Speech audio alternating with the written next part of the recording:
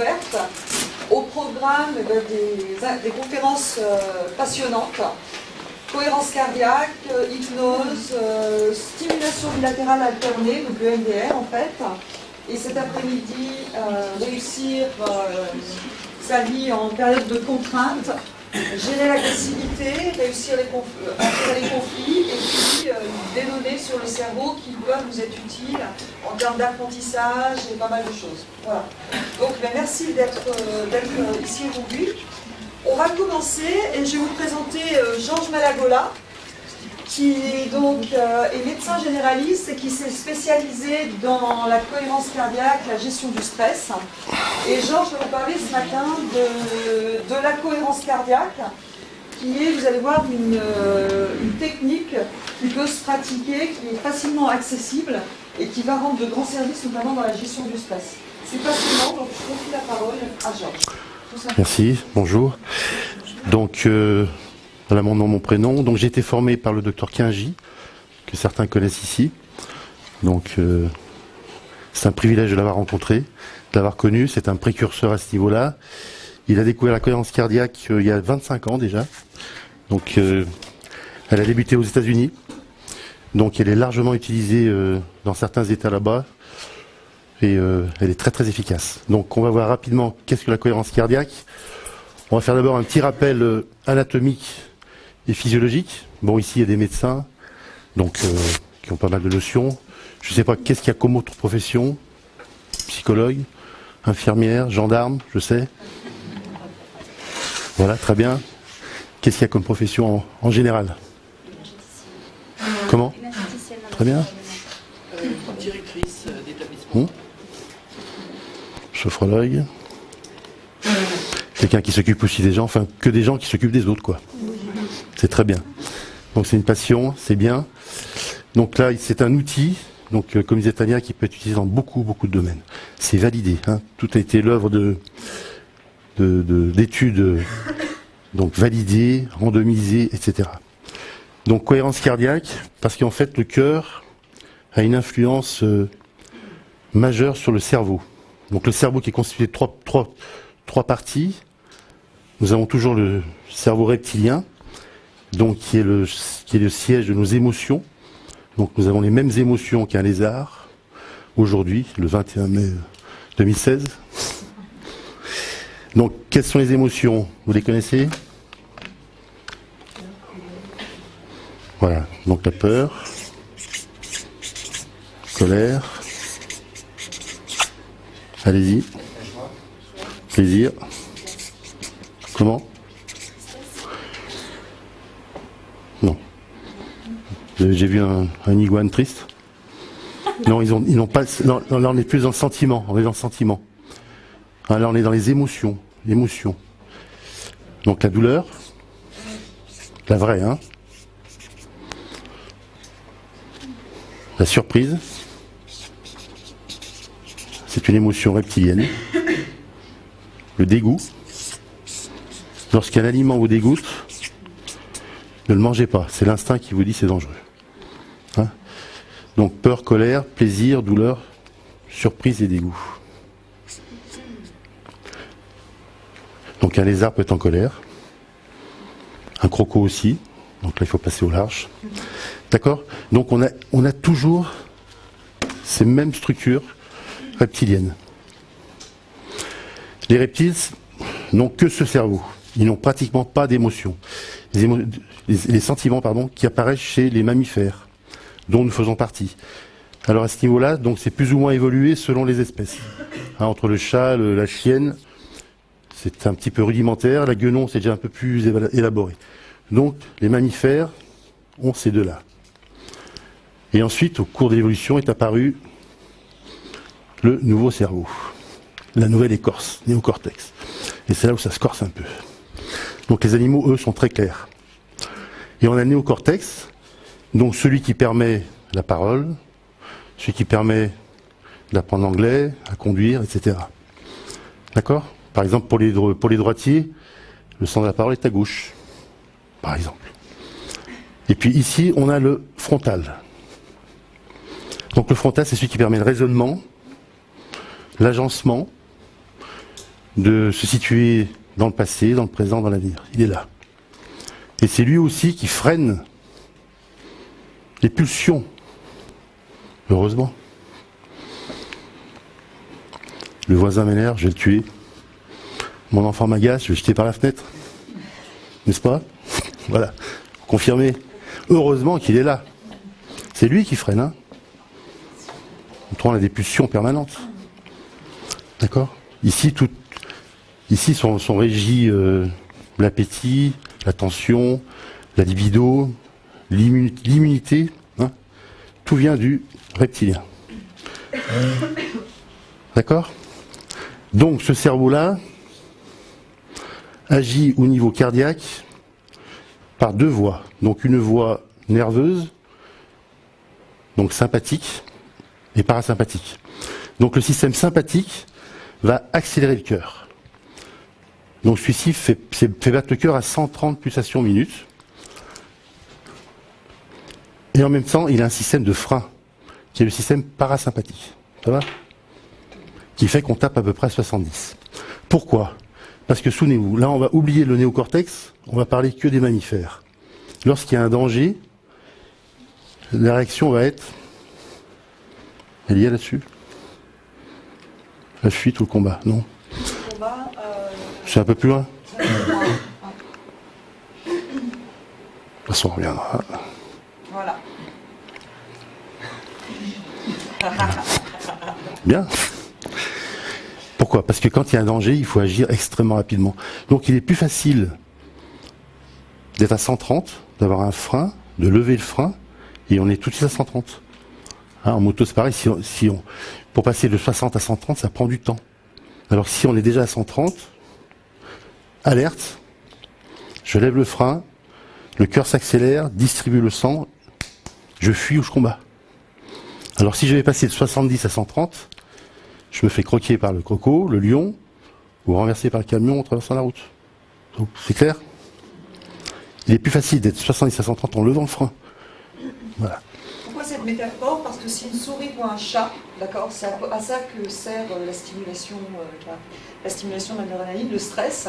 Une souris voit un chat, on envoie de l'adrénaline, et c'est pour pouvoir fuir ou attaquer. Bon, moi je lui conseille quand même de fuir à la souris, hein, pour le coup, mais c'est ça exactement le système, c'est une métaphore en fait. Exactement Tout à fait, ce qu'il vient de vous dire, Georges. Donc système d'alerte, c'est adrénaline, noradrénaline. Les systèmes du calme, parasympathique, c'est l'acétylcholine, hein, si ça vous dit quelque chose, enfin bref. Donc voilà. Il agit donc, le tronc cérébral, le cerveau reptilien, agit au niveau du cœur par deux voies, donc nerveuses et hormonales. Hein, impulsion électrique et les substances. Et là, on commence à aborder la cohérence cardiaque. Il va agir donc, ce cerveau va agir là au niveau d'un petit cerveau. Le cœur a un petit cerveau de 40 000 neurones qui va recevoir les informations. Et ensuite, lui, il est semi-autonome, il va gérer par ses propres moyens son fonctionnement. Hein. Après, il y a le nœud de sinusal, auriculo-ventriculaire, Shostakovich, faisceau de His et les cellules Purkinje. Tout ça pour activer le cœur parce qu'il faut fuir ou combattre. D'accord? Et il renvoie des messages. Et il adapte en fonction de la situation. Et lui, il va agir par 4 voies. Donc là également, sympathique, parasympathique. Je freine, j'accélère. En fonction des situations, il va sécréter des substances. Par exemple, il va sécréter l'ocytocine, que je retrouve. Je la trouve où? Ah, je ne connais pas pour retenir. Plus loin. Donc là, il y a des trucs.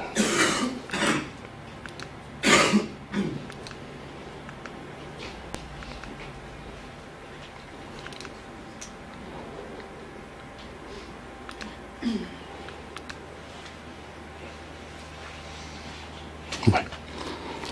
Donc par exemple l'ocytocine est fabriquée en grande partie au niveau du cœur. Elle agit sur l'accès aux sentiments, l'adaptation aux situations, dans l'allaitement, l'accouchement, rien que ça, dans l'orgasme. C'est lui. Il va fabriquer une autre substance qui intervient au niveau de la tension artérielle. C'est le cœur. il fabrique la dopamine, qui intervient dans la récompense, dans les addictions aussi. Hein. Les circuits sont perturbés, donc le cœur fabrique la dopamine. Il fabrique également de l'épinéphrine, qui est une hormone plutôt stimulante.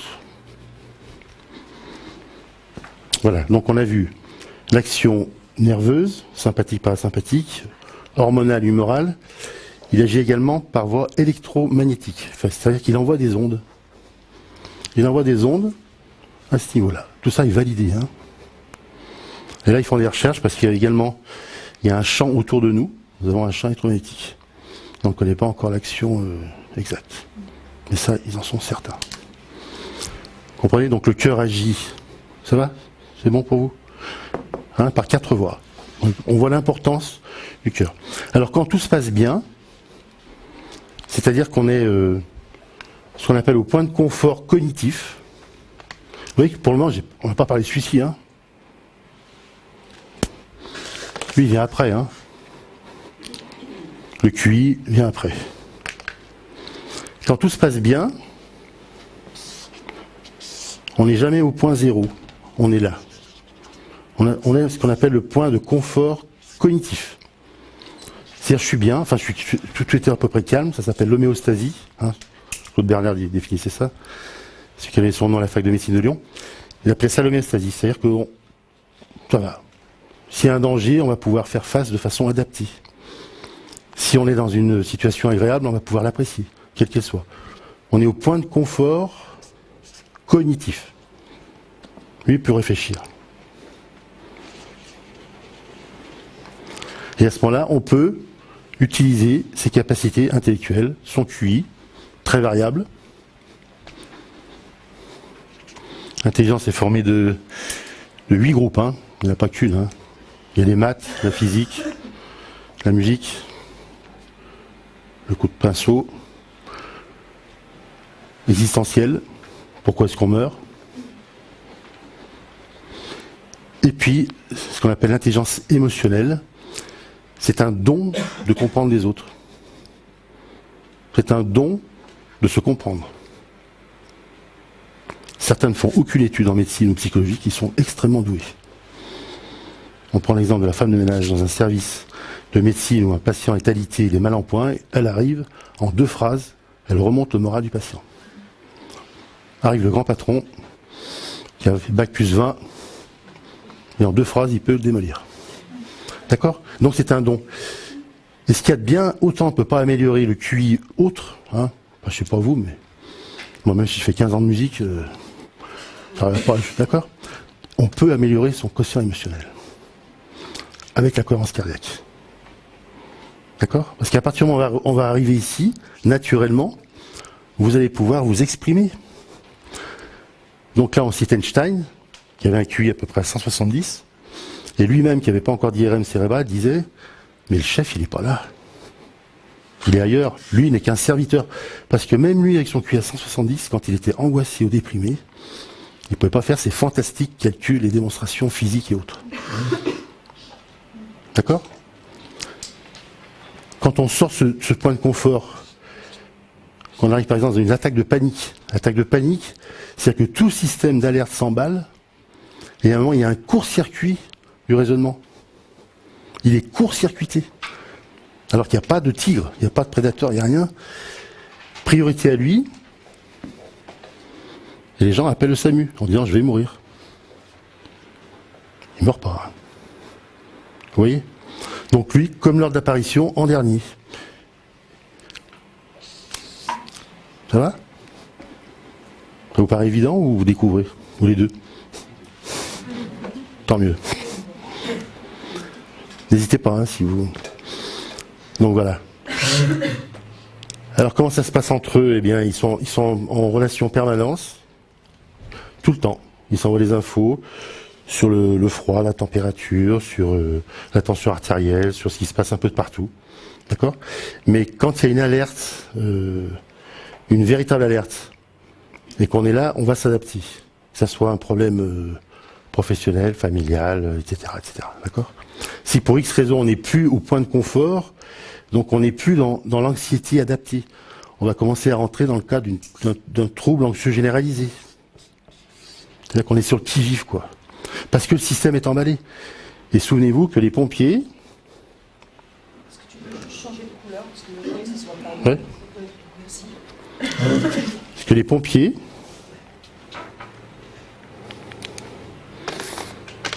sont toujours prioritaires, même s'il n'y a pas le feu.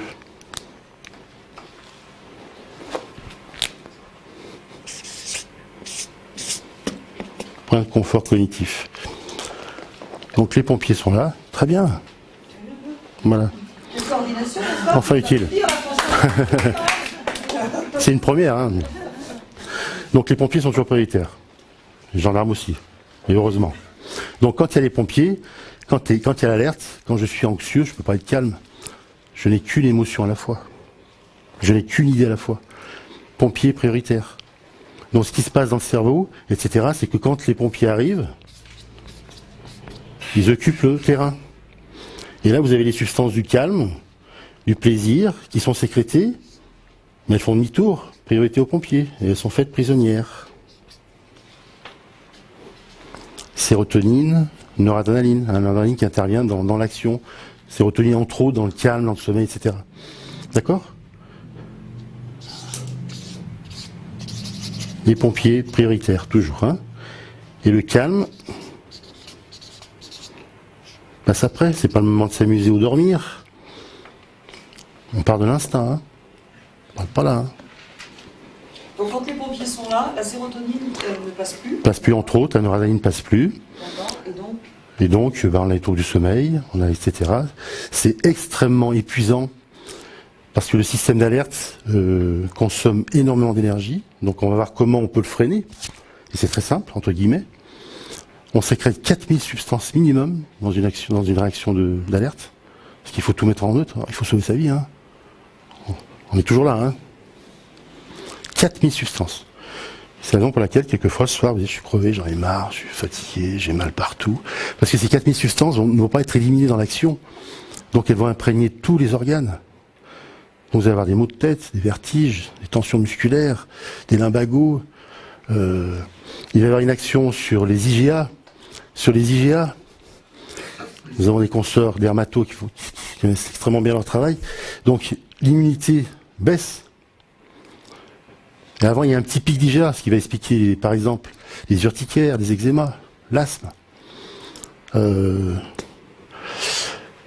Donc, les infections fréquentes, gastro, bronchite, hein, c'est ça, hein, etc.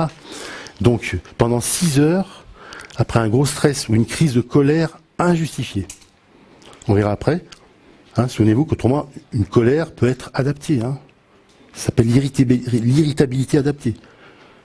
Je veux dire, on marche sur les pieds sans arrêt, au bout d'un moment, je dis, on arrête. Là, c'est justifié. Mais si je fais tomber ça et que je m'énerve, c'est pas justifié. C'est-à-dire que le vase est plein. C'est la goutte d'eau. Donc nous, on s'occupe pas de la goutte d'eau. Faut vider le vase. C'est que de la mécanique. Hein. Ça, on le garde pour la fin. Hein, la thérapie cognitive après et comportementale. Donc, augmentation de la DHEA. Quand on se relaxe. Vous connaissez, anti-vieillissement.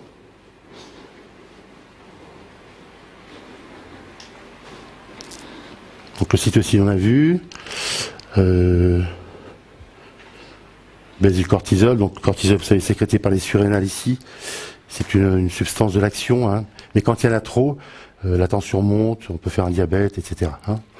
Donc vous voyez, on fait une ébauche hein, de toutes les conséquences du mauvais stress. Hein.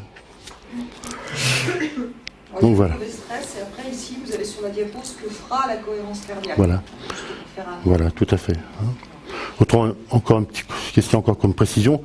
Ici, nous avons l'amygdale. Il y a des ORL ici ou pas? Non, c'est pas les mêmes, hein, c'est pas celle-ci. Donc elle est là. Hein, et c'est sur l'amygdale qu'il y a les empreintes des traumatismes. Là. Elle s'organise quand il y a une agression physique, un licenciement, une humiliation, un viol, une torture, etc.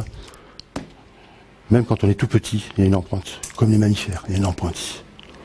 Et elle s'organise en cellules avec un circuit autonome. Ce qui fait que on peut toujours dire avec mon néocortex, j'oublie. Ça marche pas. Comme si j'ai une jambe cassée, j'oublie. Non, marche pas.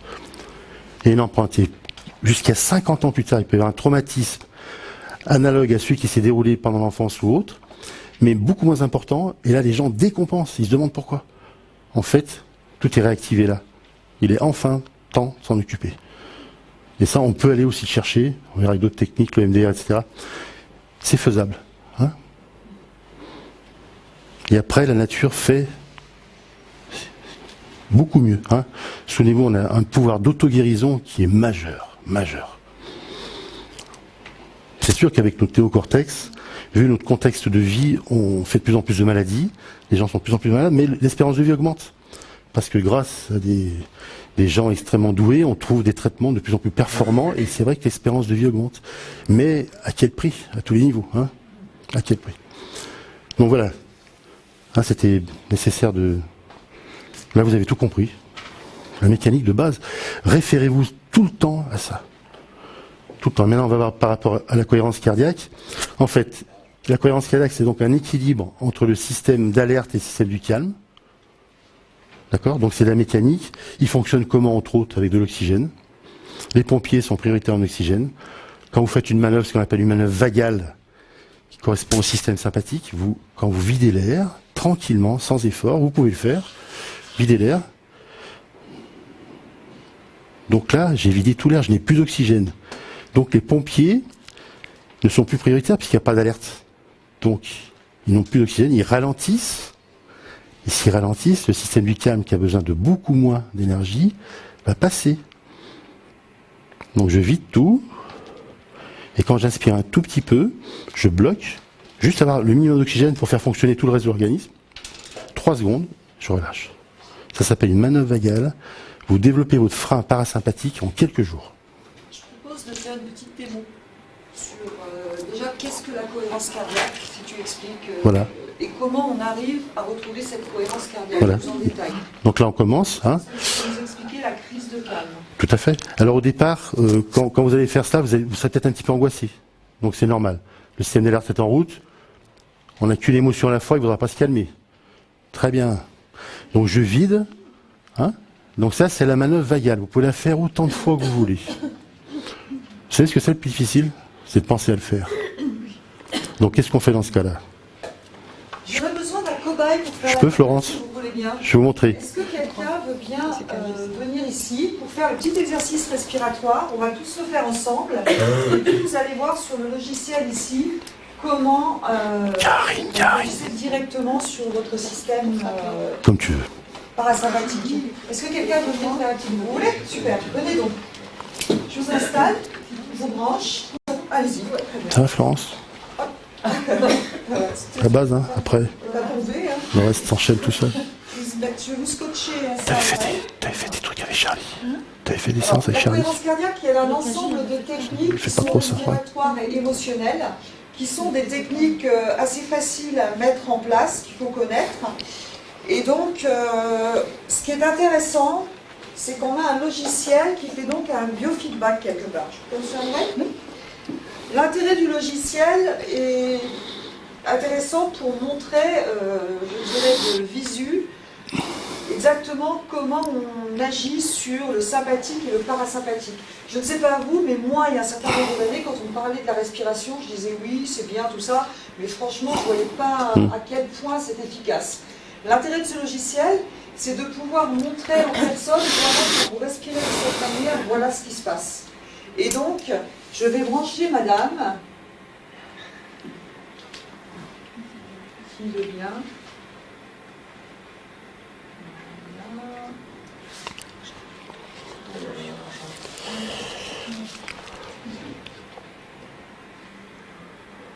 Juste qu'il soit d'accord. Votre prénom, Michel. Michel. Hop. On va voir si on est d'accord. Très bien, ça.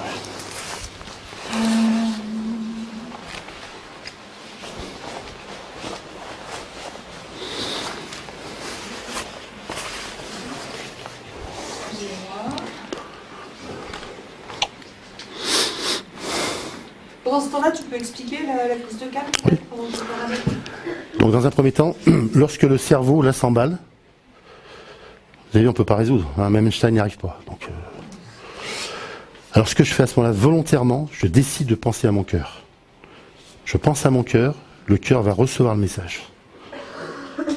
Dans un premier temps, je bloque les pompiers avec la manœuvre vagale, je recoupe l'oxygène, je coupe le carburant à la voiture, elle s'arrête. Tac.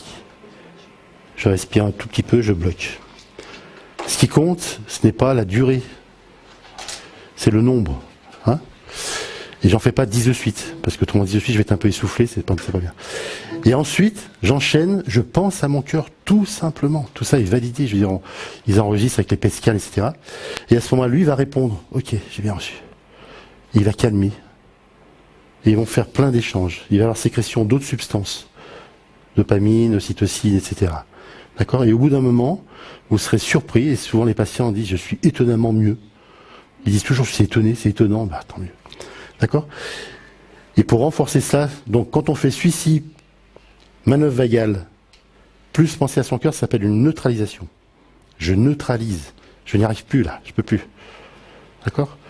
Et pour faire la crise de calme, ce qu'on appelle une crise de calme, je vais enchaîner en faisant une évocation agréable. Le fait d'évoquer ne fait pas penser à autre chose, c'est trop facile, hein. Mais le fait de faire une évocation agréable, que ce soit un paysage que vous avez en mémoire, un animal, une personne que vous appréciez, un petit projet, un bon souvenir, on y va. Même tout simple, le fait de faire cela les met un petit peu en cohérence, sécrétion de substances là qui vont agir là. Et après, on pourra de nouveau réfléchir. Là, on n'est qu'au début de la cohérence cardiaque. On peut aller très très loin dans la caisse à outils. Hein. Vous verrez, après on fera la liste. Mais la base, c'est manœuvre vagale, penser à son cœur ou son plexus, quelques secondes, 10, 15 secondes. Et après, je fais l'évocation. Alors au départ, l'esprit va s'en aller. Il est perturbé, donc il est brouillé. Mais j'insiste et je recommence. Si je me sens pas bien, j'arrête, je recommence 2 minutes après. Et vous allez voir, au bout d'1 heure ou 2 heures, vous êtes bien, au fait. Je vais vous proposer de guider madame. Et puis, si vous voulez, vous pouvez le faire en même temps. Ça vous va?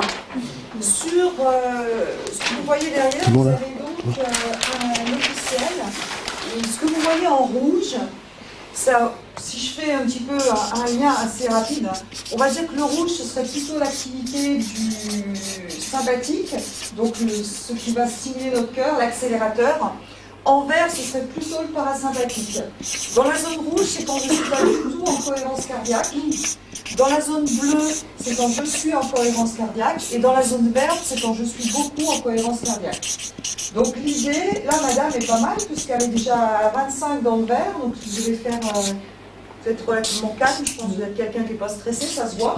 Donc c'est pas un bon exemple pour mon exercice. Si, justement, on peut la mettre en relaxation, ce qui est différent du calme. Alors, ça fait demander. Non, parce que parfois, j'ai des gens qui sont à 90 là-haut. Voilà, donc voilà, elle est beaucoup toute seule. Non, mais c'est moi qui les détends. Alors, crise de calme. Alors, je vais vous proposer. Alors, on va faire l'exercice qu'on va faire. Vous allez faire tous ensemble si vous voulez. Je vous l'explique d'abord et ensuite on va faire. La première chose, ce sera de souffler. Comme si je dégonflais un ballon en contrôlant. Deuxième, j'inspire et je bloque ma respiration. Troisième, mais attendez avant de le faire. Troisièmement, j'expire en soufflant.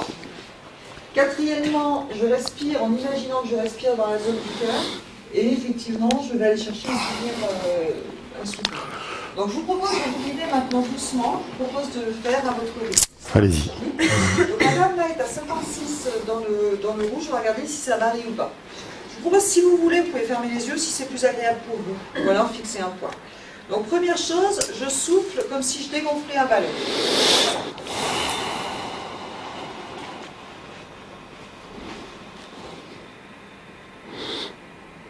J'inspire et je bloque. J'inspire un tout petit peu. Hein. Là, ce qui est en train de se passer, on vous expliquera après. Avant de devenir bleu, j'expire en contrôlant.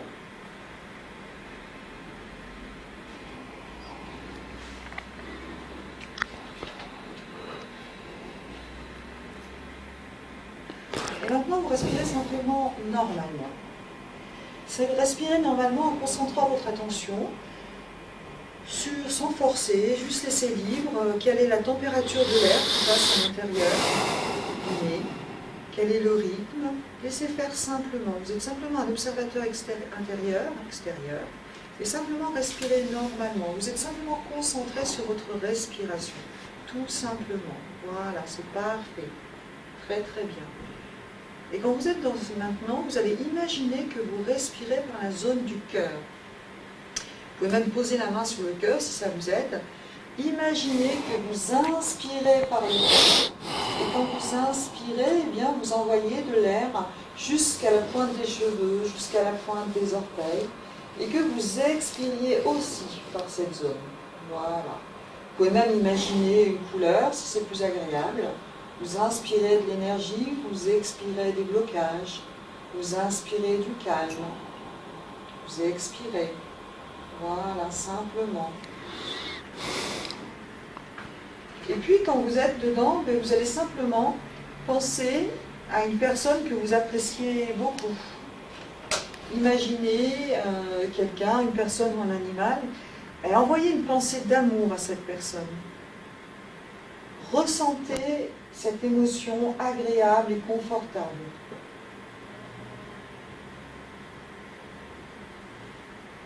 Simplement.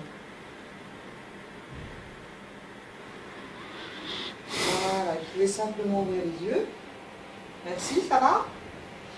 Alors, madame est déjà relativement calme. Oui, elle commence. Si je te laisse commenter. Elle commence un petit peu à rentrer en cohérence. Hein. On va refaire après une deuxième Donc fois. la cohérence, c'est l'équilibre entre le système d'alerte et le système du calme. Hein. C'est pas tout à fait la fréquence cardiaque. C'est plus fin. Hein. Donc vous pourrez contrôler quand vous serez entraîné, vous prenez votre pouls au niveau radial et vous verrez qu'au bout de quelques jours, vous aurez un décrochage. C'est-à-dire qu'à ce moment-là, le système sympathique ralentit. Et vous rentrez un petit peu en phase de calme. Et donc la cohérence cardiaque, enfin, cet enregistrement-là permet de voir l'équilibre. Et vous voyez qu'elle diminue là. Tout à l'heure elle était à 57 voilà. dans le rouge, là elle est à 48. D'accord? Voilà. Vous voyez? Et je propose qu'on passe une deuxième fois. Exceptionnellement, parce qu'en général on ne fait pas de quoi. Si vous voulez, vous pouvez prendre votre pouls en même temps, pour tester vous-même.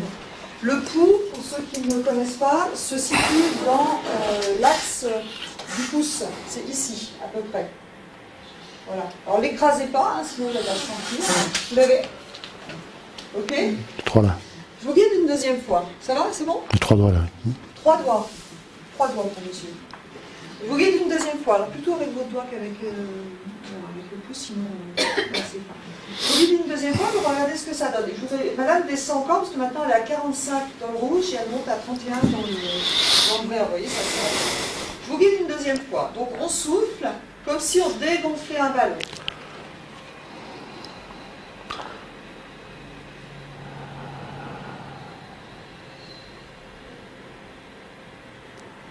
On va inspirer, mais sans excès. Un tout petit peu, oui. Petite inspiration, et je bloque la respiration. Pendant 3-4 secondes.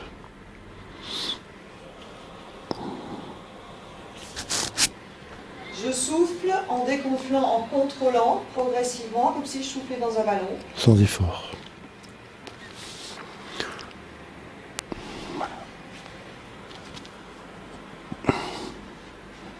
Puis je respire absolument normalement, en concentrant mon attention sur ma respiration. Quelle est la température de l'air? Quel est le rythme de ma respiration? Je ne contrôle rien, je laisse faire simplement. Voilà. En étant un observateur. S'il y a des pensées qui passent, je les laisse passer.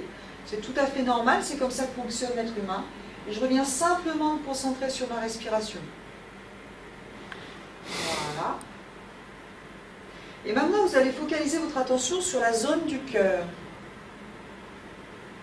Et imaginez que vous inspirez l'air par cette zone. Et tout comme vous inspirez l'air par cette zone, vous inspirez le calme et la détente. Et vous expirez les blocages, les tensions. Imaginez quand vous inspirez que vous répartissez l'air dans tout votre corps. Parfait, très très bien. Et puis vous allez simplement maintenant penser à quelqu'un que vous aimez beaucoup, un animal, une personne, et puis vraiment ressentir de l'amour pour cette personne. Et vous allez voir que l'émotion, finalement, vous la gérer, c'est très facile de ressentir l'amour. Voilà. Ressentez quelque chose d'agréable. Pour vous aider, vous pouvez voir la personne, vous l'imaginez. Imaginez que vous pouvez lui envoyer quelque chose. Voilà, simplement. Et vous pouvez ouvrir les yeux. Voilà. Vous voyez que madame descend encore, elle monte encore, et ça va continuer comme ça. Pour un petit moment. Donc je te laisse continuer, je te laisse gérer. Voilà. Donc dans la crise de calme, vous pouvez également évoquer un souvenir agréable, hein, une fleur que vous avez vue. Hein, après, c'est vrai que quand on évoque une personne ou une partie de soi-même, on rentre dans l'arrimage affectif, mais ça c'est une sans problème, c'est une crise de calme plus. Donc quelque chose qui est personnel, mais même tout simple. L'essentiel, c'est de brancher le cœur avec le cerveau des émotions et des sentiments de l'affect. Hein. Alors donc après, il y a deux phases. Soit on se met voilà, quand il y a trop de stress, donc le système sympathique est prioritaire, donc c'est pas bon. À ce moment, le cœur accélère, etc. Vous avez que les pulsations sont passées de 68 à 52. Hein. Quand on est beaucoup dans le système parasympathique du calme, là on sort de la vigilance calme et on rentre dans la relaxation, ce qui va favoriser la récupération, le repos. Mais quand on doit être actif, il ne faut pas être en relaxation. Hein. D'accord ? Donc vous voyez la différence entre la vigilance calme et la relaxation. Hein, quand je veux rentrer dans si par exemple des troubles du sommeil, etc., à ce moment-là, je fais une évocation agréable, je me concentre sans effort sur ma respiration. Et à un moment donné, les substances du sommeil vont passer. Alors si je me dis il faut que je dorme, à chaque fois qu'on dit il faut que, il se met en alerte. Par exemple, il faut que je fasse du sport, il faut que j'aille courir 2 heures. Ça va marcher un petit peu parce qu'on va dévier l'oxygène en courant. Donc on va se sentir bien une demi-heure et puis après on va recommencer. C'est je vais courir parce que j'aime ça, je vais tricoter parce que j'aime ça, etc. Donc on dit pas il faut que je dorme si vous vous réveillez la nuit. Hein. Il faut à tout prix que je dorme, il se met en éveil. C'est non, je suis dans mon lit, je fais une évocation agréable, je pense à ma respiration et vous allez voir, sans vous en rendre compte, parce qu'autrement on n'irait pas dormir. Hein. Et c'est pendant le sommeil qu'on classe tout, hein, c'est pas la journée. Ce que vous apprenez un peu aujourd'hui, vous allez le mémoriser cette nuit, dans les nuits qui viennent. Hein, autrement, on n'irait pas dormir. Hein. On discuterait, on regarderait, on bouquinerait, enfin, je sais pas. D'accord ? Mais le sommeil va être perturbé. S'il y a une alerte, il ne passe pas. Priorité aux pompiers. D'accord ? Mais on ne meurt jamais de sommeil. Hein. On meurt de faim, de soif, mais de sommeil jamais. Mais malheureusement, on peut s'endormir en voiture ou n'importe où. Hein. D'accord ? Donc, si vous voulez faire parler quelqu'un, ne le torturez pas, vous l'empêchez de dormir 3 nuits, il vous dira tout. Quelquefois, il avoue des choses, il se rétracte après, il veut juste aller dormir, hein. C'est ce qui se passe quelquefois. 5 ? Il faut au moins une semaine. Hein. Donc voilà, donc la différence entre la vigilance calme, pour me mettre en vigilance calme, je fais une manœuvre vagal, je pense à mon cœur, et ensuite je peux me concentrer sur un objet qui est devant moi. Je vois les détails. À votre bureau, n'importe où, vous vous sentez un petit peu dans une réunion, hein, il faut un peu hop. Je prends un objet qui est là, ici et maintenant, je regarde sa forme, sa couleur, etc. Je ferme les yeux quelques secondes, je visualise, et là on sécrète les substances qui permettent l'action. Ou par exemple, je vais écouter tous les bruits environnants, en même temps. Et à ce moment-là, je vais sécréter du cortisol par les surrénales, qui là va me permettre d'agir. D'accord ? Alors ça, c'est le début de la cohérence cardiaque. À partir du moment où on calme, on arrive en homéostasie, dans l'état d'équilibre, là, on va pouvoir ensuite réfléchir. Et après, on peut renforcer tout cela. Donc la cohérence cardiaque comprend d'autres... tiens, Tania, tu sais où ils sont, l'arrimage affectif, etc. Ça, c'est la base. Hein. Souvenez-vous, votre biceps a fondu pour X raison, prenez une haltère, puis même vous dites, j'y crois pas, mais vous le faites. 2 heures par jour. Au bout de 2 mois, c'est là. Là, c'est pareil. Là, il suffit pas de dire j'ai compris. Et le plus difficile, c'est pour ça qu'à Florent, j'ai fait un petit signe. Vous faites-vous un petit pense-bête. Un pense-bête. Et à chaque fois que je le vois, je fais une des 3 manœuvres. Et ils ont fait des études validées. Il faut arriver à 21 par jour. Alors au début, vous arrivez à 5, c'est déjà pas mal. Là, on sait que... Et même s'ils sont mal faits, c'est efficace. Il vaut mieux 10 exercices très courts, mal faits, qu'un seul long, bien fait pour le moment. Au début, on n'a pas les moyens de faire de l'hypnose, de l'imitation, hein, qui sont aussi validés, hein, vous verrez. D'accord? Faites-vous un pense-bête. Une fleur, ce que vous voulez. D'accord? Alors effectivement, il y a différentes méthodes pour se former à la cohérence cardiaque. Très intéressant pour accompagner un certain nombre de patients dans la gestion du stress ou du burn-out. Donc on fait le lien avec ce qu'on fait en hypnose ou dans d'autres choses de toute façon. Et donc ce qui est intéressant, c'est de pouvoir accompagner les personnes, de pouvoir leur apprendre à faire un certain nombre d'exercices. Donc bien sûr, il y a la crise de calme qu'on vient de voir, qui est à faire effectivement de nombreuses fois par jour, sachant que vous avez vu, ça prend 2 minutes. Donc ce qui est intéressant... Ou même l'exercice de 3 secondes, hein, les autres. Hein. Donc du coup, c'est intéressant parce que dans le cadre professionnel, on peut dans toutes les situations. C'est pour ça que la proie est intéressant, parce que plus dire, voilà. Donc il y a ce type d'exercice, et il y en a d'autres que vous apprendrez en formation pour ceux qui souhaitent participer, où Georges apprend à guider les patients en individuel, et il apprend aussi à guider les patients en groupe sur différentes méthodes. Quelque part, c'est une rééducation facile à mettre en place, avec différentes méthodes. Les noms sont notés ici, mais je ne vais pas rentrer dedans. Oui, vous avez une question? Oui, parce que moi, la crise de calme, je connaissais, mais la cohérence cardiaque, je ne connais pas. Et ce que je voudrais savoir, c'est juste en quoi ça consiste. Est-ce que c'est juste des philosophiques? Est-ce que c'est que des choses respiratoires? Non, pas du tout. Non, ça c'est... Non, émotionnel. Tania, j'ai pris l'exemple du biceps. Hein, les biceps, c'est atrophié, donc qu'est-ce qu'on fait au départ? On le rééduque. Et après, vous verrez bien ce que vous voulez faire de votre biceps. Donc la cohérence cardiaque permet d'arriver en équilibre mécanique. Voilà. Ça c'est le début. C'est une caisse à outils qui est extrêmement utile pour tous les thérapeutes. Hein. C'est calme, mais un seul outil de tous les exercices de cohérence cardiaque pour répondre à votre question. C'est un seul outil. Voilà. 50% des thérapeutes sont au bord du burn-out. Hein. Enfin, donc déjà l'utiliser pour soi, et vous allez voir déjà la différence pour vous. Donc, je rééduque mon biceps, et après là, je vais pouvoir aller beaucoup plus loin. Donc, je peux développer. Souvenez-vous, on peut augmenter son quotient émotionnel. Son quotient émotionnel, c'est donc comprendre ses émotions, savoir les gérer, comprendre les émotions de l'autre, ça peut servir quand on est thérapeute, et savoir les gérer. Et ça, on peut le développer si on n'a pas le don. La musique, les maths, projeter son corps dans l'espace, on peut pas, mais ça, on peut avec la cohérence cardiaque. Mais c'est validé. Hein. Est-ce que ça répond à votre question? Je ne suis pas sûre que ça répond à votre question. Non, mais dis-moi, Florence, que je connais très bien Florence depuis 20 ans. Donc, Florence, dis-moi. Toi, la crise de calme permet de rééquilibrer, tu vois? Oui, non, mais j'ai compris. En fait, ça, c'est le but de toutes ces méthodes. Voilà. Alors après... C'était un petit peu quelles sont ces méthodes. Voilà, donc après, on renforce. On ne va pas toutes les faire parce que... Non, je vais juste les citer. Voilà.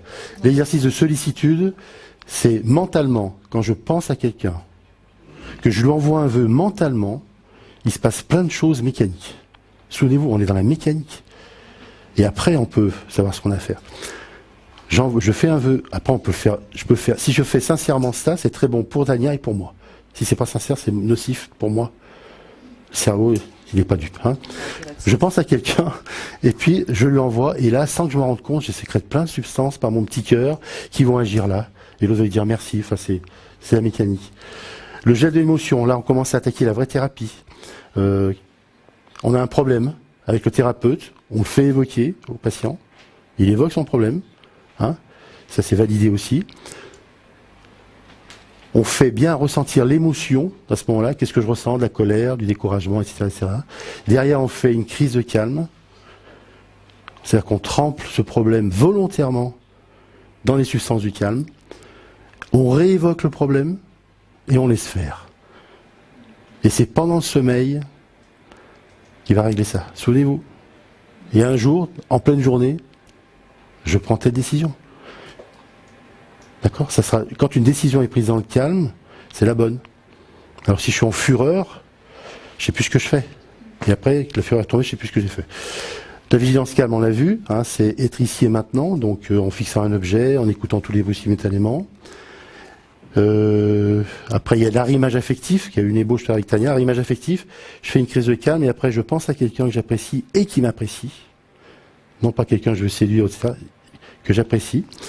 Les gens, quelquefois, disent, j'ai personne en ce moment, vous pensez à une partie de vous-même que vous appréciez, forcément, et je veux mettre dedans.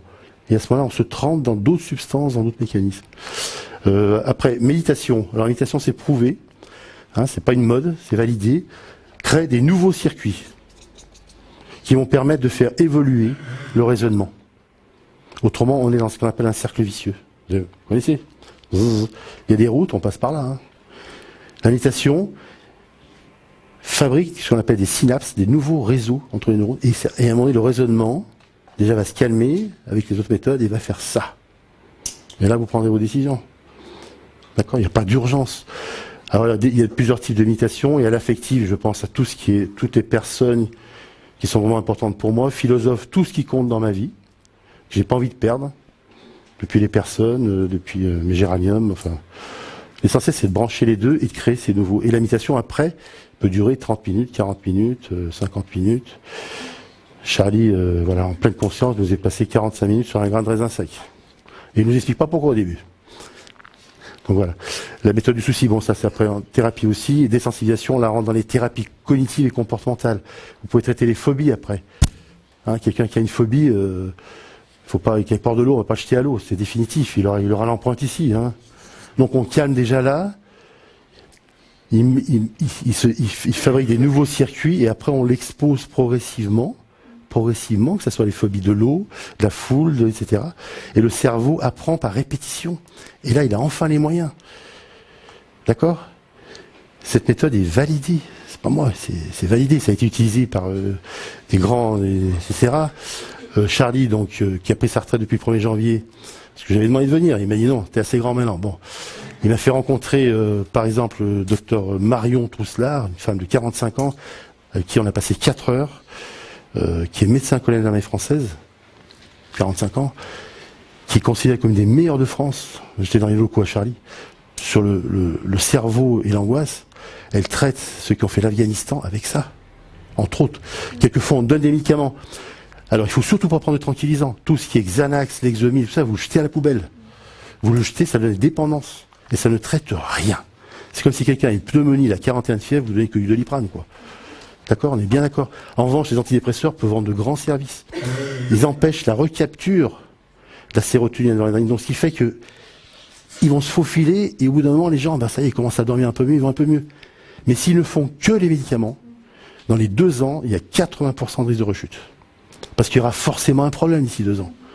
Hein, que ce soit familial, financier, collègues, machin et tout. Alors que si on a fait de la rééducation, on passe de 80% à 20% de risque. C'est énorme. Et 20%, c'est le risque de tout à chacun de faire une dépression, hein, ou une attaque de panique. Parce qu'il y en a des choses à gérer. Hein. Rien qu'écouter les infos, même si on est dans son salon ou sa cuisine, quand ils font des enregistrements, je peux dire que le sang de la peur, il... D'accord ? Alors si on est bien, on va enchaîner, mais quelqu'un qui n'est pas bien, qui est mal, il ne supporte pas 1 minute d'info. Vous comprenez pourquoi ? Je m'en filme. Les indications de la cohérence cardiaque, vous les avez ici. Ça va, Florence ? Et là, ce n'est que le début. Je vais finir, ça dire. Ce n'est que le début. Et après, on va très loin dans la thérapie, mais déjà pour soi. Hein, par exemple, thérapeute, vous avez vu, on s'investit, c'est une passion de traiter les gens. Les gens demandent de plus en plus, etc. Bref, l'idéal, c'est que de toutes les 50 minutes, dans votre cabinet ou ailleurs, n'importe où que vous soyez, vous faites une petite manœuvre. 1 minute. Prenez ce temps-là. Si vous avez envie de dormir 1 minute, dormez si vous pouvez. Ne prenez pas un café supplémentaire, ne prenez pas un bout de sucre, ne prenez pas des trucs comme ça, un verre d'alcool et tout. Non. C'est pas du café, justement. Ça va ? Là, c'est une ébauche, hein, mais on peut aller très très loin et c'est passionnant. Je vais me permettre, si tu veux bien, Non. de conclure avant de poser la question, parce que je suis désolée, je coupe, il y a encore 2 conférences derrière. Hein, donc je ne vais pas prendre de retard. Donc la cohérence cardiaque, donc c'est un très bel outil qu'on peut utiliser pour soi ou en tant que thérapeute pour accompagner des clients ou des patients.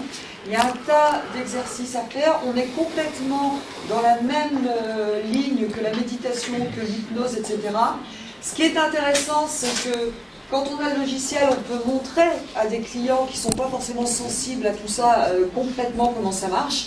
C'est le seul intérêt d'ailleurs du logiciel, parce qu'on peut très bien, heureusement on ne fait pas d'ailleurs le logiciel, je l'utilise quasiment jamais, Et moi, j'utilise à la première séance, et après, la personne, elle évolue et elle apprend tout seule.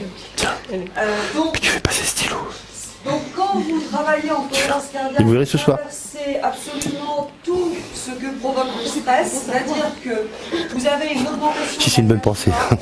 Donc, il y a beaucoup de Si c'est réciproque, c'est bien. Donc, mesdames et messieurs, si vous augmentez la DHEA, vous vieillirez moins vite, c'est une bonne nouvelle.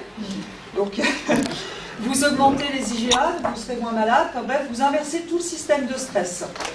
Ensuite, donc, pour améliorer la qualité de vie, vous avez amélioré la concentration, amélioré l'apprentissage, donc très intéressant pour les étudiants aussi, notamment en période d'examen, et toute la vie d'ailleurs. Et puis, bien sûr, dans toutes les pathologies liées au stress, à l'émotivité, et même dans des pathologies psychiatriques ou des troubles fonctionnels.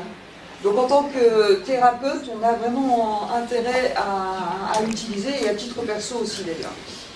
Et donc pour ceux, les troubles dépressifs bien sûr, les troubles comportementaux, les troubles de la personnalité, on a des exercices de cohérence cardiaque qui sont liés à la thérapie comportementale et cognitive, qui ont été développés. Donc il y a des choses à apprendre. Et pour vous donner toutes ces informations, on a à la base fait prévu une formation de 2 jours, le 9 et le 10 juin, où qu'est-ce qu'on va faire pendant cette formation? C'est connaître et pratiquer les méthodes, il faut les pratiquer. C'est savoir motiver la personne que vous allez accompagner. C'est aussi utiliser la cohérence cardiaque des multiples méthodes. Et puis l'art aussi de Georges, c'est l'accompagner en individuel et aussi l'accompagner en collectif. Donc c'est vous transmettre ça, et pour vous, et pour accompagner les personnes. Parce que ça passe par là. Et puis utiliser certaines méthodes accompagnées au TCC. Et puis pour ceux qui veulent le logiciel, et bien effectivement pouvoir utiliser ce logiciel. Cette formation a lieu le 9 et le 10 juin. Il y en aura de toute façon régulièrement. On va en mettre en place. Si vous êtes intéressés, vous pourrez voir mes collègues à côté qui vous attendront. Voilà. Si vous avez des questions avant le café, voilà. Donc je veux dire, On rentre dans 10 minutes à la hypnose. je veux dire, donc c'est un outil, et quand on est thérapeute, quand on met en pratique, bien sûr, vous avez fait des formations pointues, et là vous allez vous régaler. Mais vraiment, vous allez. Les gens vous disent, quand les gens vous disent, c'est étonnant, je vais mieux. Les gens disent merci. Ils disent il y a avant et après. C'est passionnant, c'est validé. Hein, c'est la seule méthode validée en psychiatrie. Hein. C'est passionnant. Puis quand vous faites du super travail, hein, mais alors si en plus le cerveau en face et le cœur, c'est. Donc nous, on a un projet. Je vais finir là-dessus. On a un projet avec on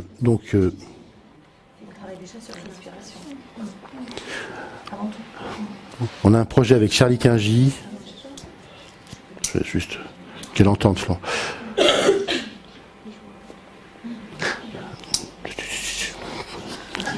Donc on a un projet avec Charlie Quingy, que Florence connaît bien, et Dr Méran Troussard, qui est de former 60 médecins généralistes, hein, parce que 50% des médecins sont au bord du burn-out.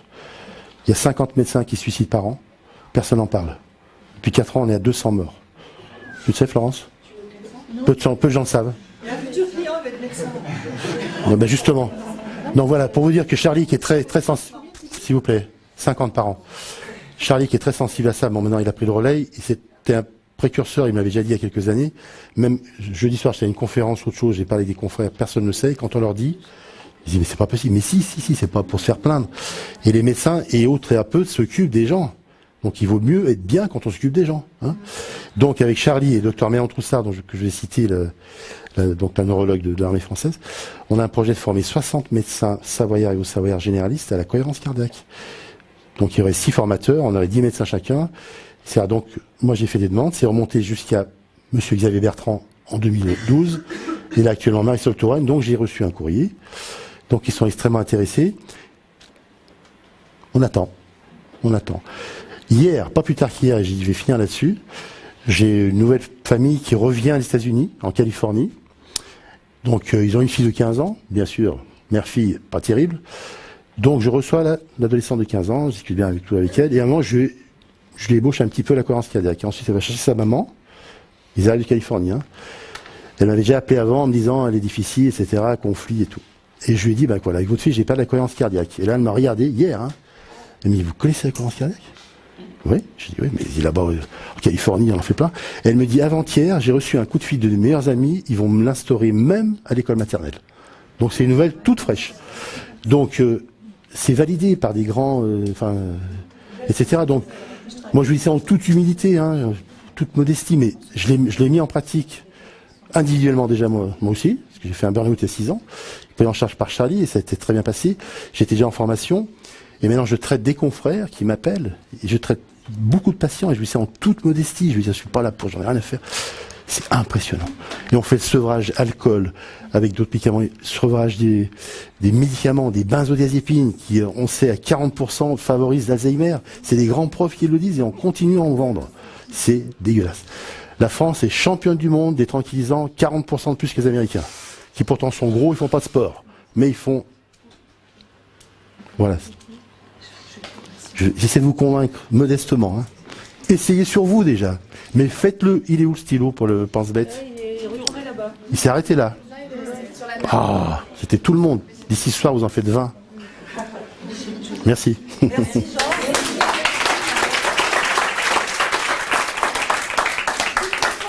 De prendre un café. Jean sera avec nous, donc si vous voulez me poser des questions autour du café.